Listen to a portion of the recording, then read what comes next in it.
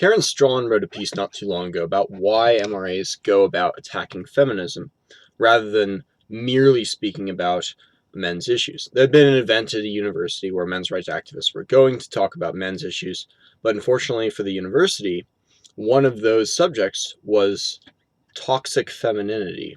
Clever play on the feminist notion of toxic masculinity.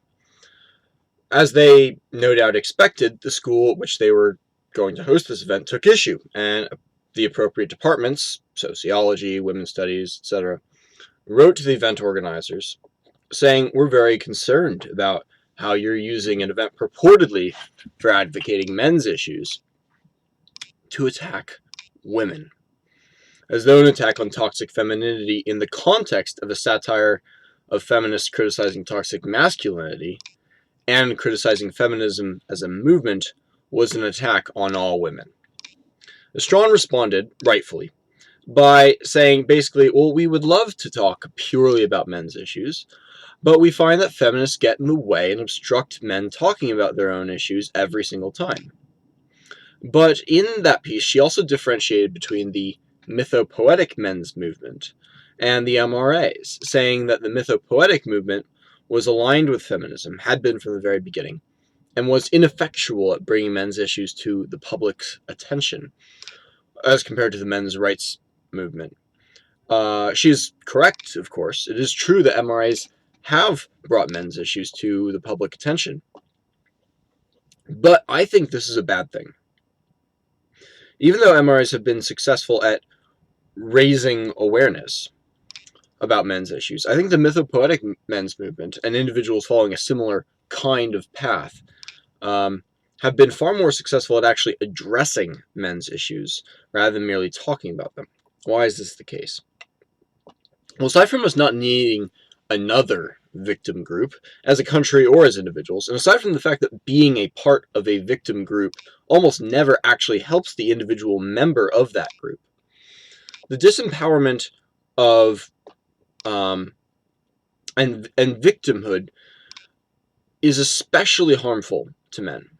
Women have a kind of intrinsic quality and value just for being women. This is rooted in biology. It exists in our psychology for obvious reasons. Women don't need to do very much to be valuable to men and to society. Their fertility kind of does that for them. Eggs are expensive. Men do not have that kind of intrinsic value. Sperm is cheap. Men are cheap. Men are disposable. And men need to develop virtues and qualities that make them valuable to other people. These values don't just spring up by choice, like turning on a light switch. I think I'll be courageous today. No. They come from a lifetime of cultivation through discipline and through suffering. The cultivation may be a choice, of course, but you still have to do the time. These qualities, which I think are best described by Jack Donovan as strength, courage, mastery, and honor, come from adversity. They are forged in the fire of trial and difficult circumstance. MRAs don't take this approach. As they raise awareness about men's issues, they are like feminists, in that they make victims out of an entire demographic. One could say that the MRAs have more of a case to make, and perhaps that's true. There are actual legal injustices and double standards against men, after all. But there's also a greater cost to the MRA movement. I think that women can accept being victims in this way and being helped by society at large in a way that men kind of can't, at least not without losing a fair bit of psychological health. There's nothing more emasculating than being treated like a helpless victim, an incompetent child who cannot deal with their own problems. If a woman is a victim, it doesn't make her any less attractive. She's valuable, and biologically speaking, she is helpless during pregnancy, for example. Women are physically weaker, and anyways. So it's okay for a woman to throw her problems onto men or society to handle for her, as feminists do, and men everywhere will leap at the opportunity, at the privilege of being able to solve some problems for her or to protect her. Many women are very good at playing on this when it's convenient. Nothing is less attractive than a poor, helpless man. People want men who are resourceful and capable, who are strong, who are not victims, but are proactive and can change the world around them to their liking. Men who are not strong, courageous, masterful, honorable, are not useful to them, and are not useful to anyone. And they will not feel like they're useful to anyone. Men's rights activists have the same kind of feminist narrative that victimizes all men. The fact that many men actually are victims really doesn't matter. Those men need to step up and embrace these challenges, these unfairnesses that the world has thrown at them, as the gifts that they are. This might sound harsh. Does this include things like being demolished in divorce court? Does it include losing child custody in an unfair court system? Well, certainly. It absolutely does. There are also cliffs in the world, and there isn't much we can do to save those who, by carelessness or just by bad luck, fell over the edge. But a call to flatten the land and to take away all mountains and canyons over which someone might fall would be to create a world of men who cannot navigate mountains and canyons.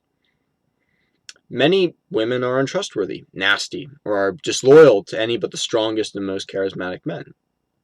Sometimes these women will destroy the men in their lives, because the legal system, in its own corrupt and bureaucratic way, acknowledges what we all know: women are more valuable than men. What will men do with this kind of knowledge? Feminism isn't bad because it hurts men. It does hurt individual men, but it's not a bad movement for it. Feminism is awful because it hurts women. It makes them sad, unhappy, ugly, single, and gives them excuses not to improve themselves, and gives them an escape hatch to project their own ugliness onto other people, to blame society for it, and to perpetuate the whole cycle ad infinitum. Like feminists, MRAs hurt men, but do so in a more serious way, by undercutting masculine responsibility itself. It's an attack not on men per se, which builds up masculinity, making better men through the adversity, but an attack on masculinity. It's an attack, it's a defense of men that undermines the virtues that make men strong. So men's rights activist is a road to weaker, unhealthier, and less confident masculine culture.